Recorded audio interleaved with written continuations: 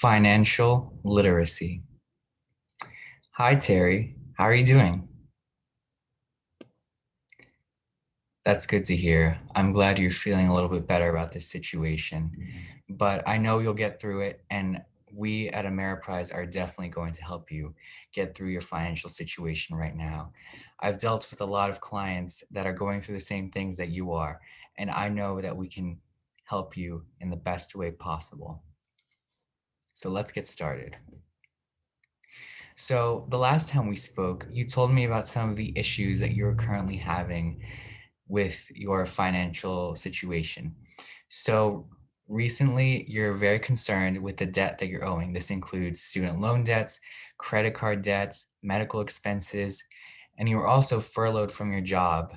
And that's really impacted your income, right? You have a lower income than you did before.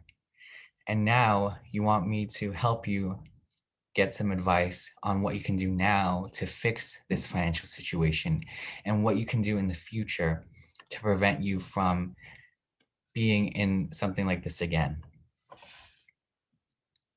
So, last time we clearly defined your goals.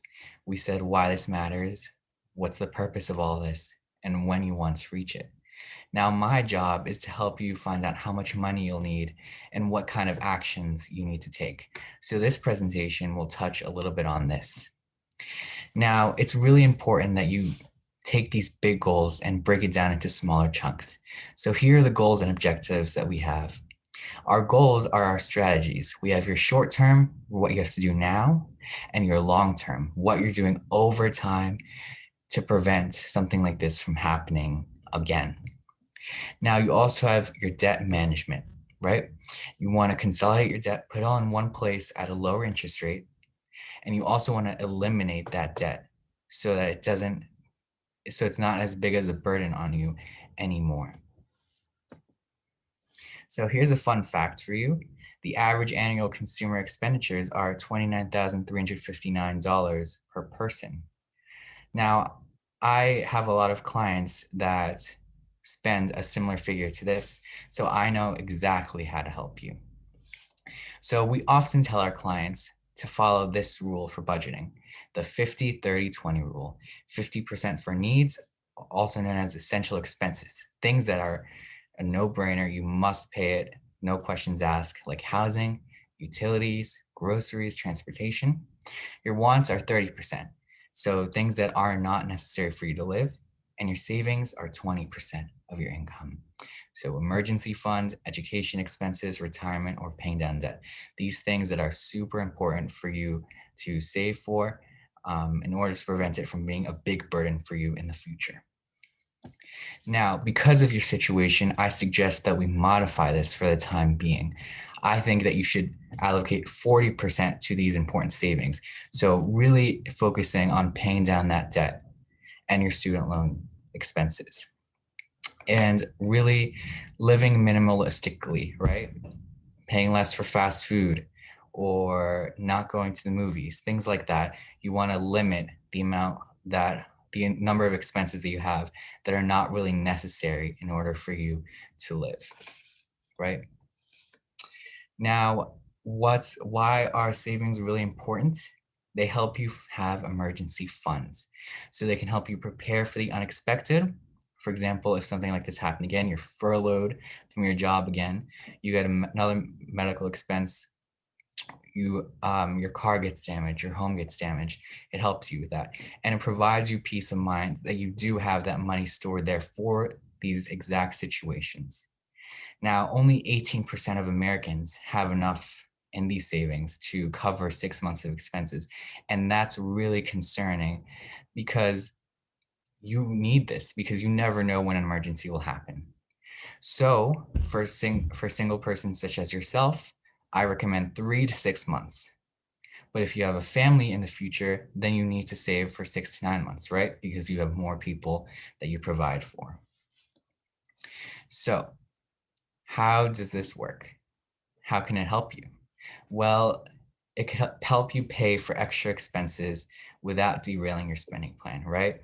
So let's say you can use this to pay for a credit card debt And that helps you prevent paying the late fees or paying interest on those debts. It could help you prevent setbacks because it's a cushion that's there for you for these exact situations when you need it the most. And it prevents you from taking out loans from your 401k plan, right? We don't want to do that unless it's absolutely necessary. So that's why we have emergency funds for these situations. Now, at first, I recommend that you aim to have $500 to $1,000 saved.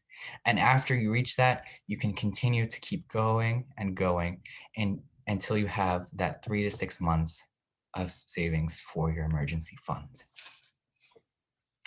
Now, another important thing that we need to talk about is managing your student loan debt. So the average student loan debt per person is 32,731. So obviously, you're not alone, and I've helped many people with student loan debt that you have. And also, another part of this is your credit card debt. A lot of people pay using credit cards, and it adds up, it really does add up to $279,002 over a lifetime. So it's really important that you pay it off so you don't have to pay this interest. So let's tie it all together. Can you afford to make regular payments, right? You want to try to pay off your debt consistently. You don't want to get those interest fees or late fees. What repayment plans are available, right? So if you're not able to pay it off consistently, what can you do to prevent the interest from building on top of each other so quickly? And what are the pros and cons of doing that? It might be good to put it all under a lower interest rate, but do you really want to delay paying off that debt so it still keeps growing anyway? So you really need to think about all these questions when we discuss. So there are two main methods for paying off your debt. There's the snowball method and the avalanche method. Snowball method is paying from low balance to high balance, right? So the smallest things to bigger things. And avalanche is really paying from things that have a higher interest to a lower interest. So snowball method is really for someone that wants to pay off their debt gradually, while avalanche method is more for someone who wants to take more aggressive action to pay off their debt. Now for you, I would recommend the avalanche method because of the situation that you're in. You really want to aggressively pay down that debt and get rid of it so it doesn't bother you anymore. So let's tie this all together. What are your plans of action? You really want to pay a little bit more on these debts if you can, if you're able to. You want to pay on time so you don't get late fees and more interest. And you want to transfer balances to consolidate and decrease interest paid monthly, right? And also control your spending. We want to keep it under 10% in your wants. So try to live less comfortably and more practically. Now let's talk about long-term goals, preparing for the future. So the average cost of retirement is $738,400. Now here's an equation for you. You take 90% of your pre-retirement after-tax income, multiply by the number of years you'll be retired, and that means you need a plan because that's a lot of money that you need to save for in the future. So it's really important that you start early. Look at these two examples. There's Linda, she starts saving at age 35, and Chris starts saving at age 45. When they reach 65, they both pay 48,000 over all those years. But Linda pays 48,000 over 30 years. Chris pays 48,000 over 20 years. And you can see the difference. Linda has a lot more money at age 65 than Chris does. And that's why starting early is so important. So we're going to take care of you at Ameriprise. We're going to help you get the best deals in order to grow your money over time for your retirement account so that you can live comfortably after you retire. So here are some important points. You need to clearly define your goals, create a budget, right? The 50, 40, 10. Set up an emergency fund so something like this doesn't happen again. Save for future goals. Aggressively pay down your debt, right, with the avalanche method, and live within your means. Stay below that 10% for your wants. Thank you. Do you have any questions? And is there any reason why we can't move forward and work together?